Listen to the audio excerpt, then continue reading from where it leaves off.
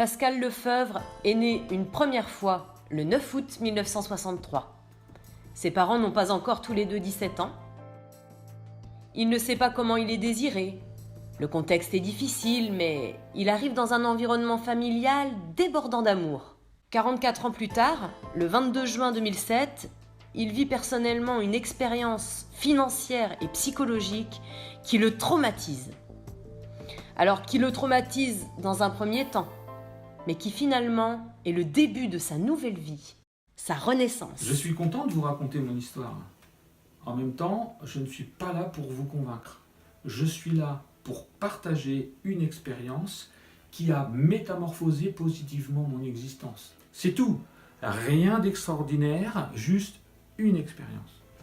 Donc, le 22 juin 2007, presque du jour au lendemain, je perds mon entreprise que j'ai créée 5 ans auparavant.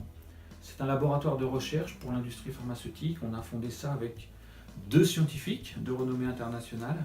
On se développe en France, un petit peu en Europe, aux États-Unis. On a créé une filiale au Japon. Ce 22 juin 2007, je tombe dans un trou noir hyper profond, noir de chez noir. Il n'y a pas d'air en fait dans ce trou-là. Si je rembobine, au début de ma carrière professionnelle, en fait, j'ai reboosté 3 entreprises dans lesquelles j'étais dirigeant salarié. C'est en 1995 que je décide d'acheter mon entreprise, à tout prix, à n'importe quel prix. Une erreur de jeunesse, dépôt de bilan en août 2000. Ce dépôt de bilan, contre lequel je me bats juridiquement depuis 7 ans, vient torpiller mon laboratoire de recherche. Je vis mon 2e redressement judiciaire à 7 ans d'intervalle. Là, je ne parle pas des pressions subies par les 4 services contentieux du pool bancaire et leurs huissiers respectifs, des relations cauchemardesques avec mes associés. En fait, ma santé part en vrille. Je ne sais plus où je suis, je ne sais plus qui je suis. Il y a un gouffre monumental entre ce que je vis dans ce chaos et ce que je vivais dans ma vie d'avant. Ma vie d'avant, d'où j'arrive, c'était top. Une vie perso tranquille. J'ai fait des études plutôt scientifiques. J'ai aussi été athlète de niveau national, entraîneur fédéral d'athlétisme. Puis je me suis marié, nous avons eu 3 enfants, à l'époque 21, 18 et 11 ans, dont 2 en études supérieures. Mon parcours pro, c'est type winner. Une vie de famille genre l'ami du petit déjeuner. Mais là, 2 redressements judiciaires à 7 ans d'intervalle. Dans le milieu des entrepreneurs nantais, je suis le loser absolu. Au niveau de l'argent, à la Banque de France, je suis même estampillé tocard. Pas de fortune personnelle, pas 5 000 € d'économie sur notre compte, un crédit pour payer la maison, une maison qu'on trouve plutôt belle, nous, pas de couverture acédique, plus de revenus, interdit de chéquier, carte bancaire bloquée, le bonus, nous sommes étranglés par une caution bancaire de 120 000 €. Malgré nos familles, nos amis, mon ego morfle comme jamais. Une seule idée traverse mon esprit. J'élabore sérieusement le scénario de mon suicide. S'ensuit un traitement médical lourd. Je propose à ma femme de divorcer. Elle refuse. Elle me propose que nous écrivions tous les deux le tome 2 de notre histoire. Là, je décide de réfléchir au sens que je veux donner à ma vie. La vie qui continue, moi j'ai plus le droit à l'erreur. Je dois réfléchir vite, de façon efficace et précise. J'arrête instantanément tous les médicaments. Le sens que je veux donner à ma vie, je trouve ma réponse à cette question l'été 2008.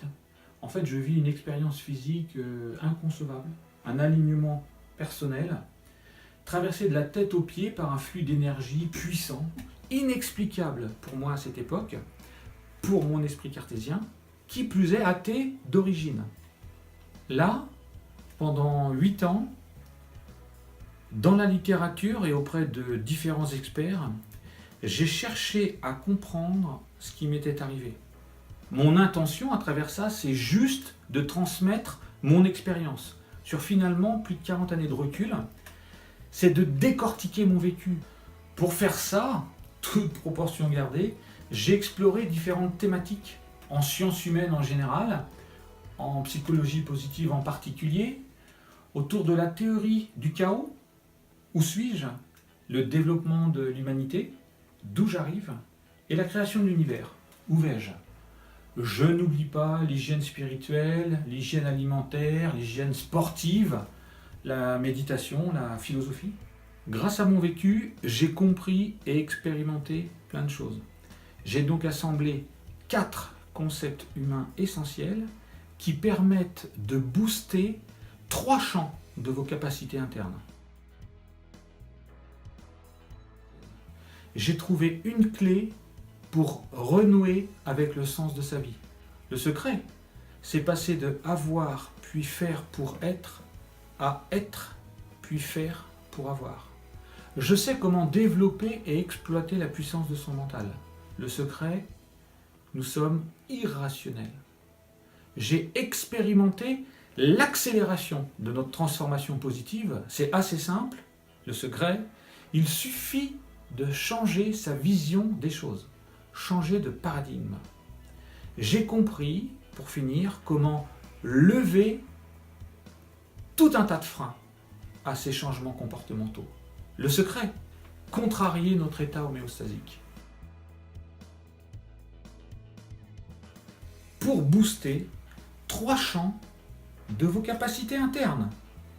Je sais vous aider à exploiter vos talents invisibles, à retrouver vos ressources oubliées, à découvrir vos potentiels impensables. Vous pouvez tous y arriver, tout le monde y a droit.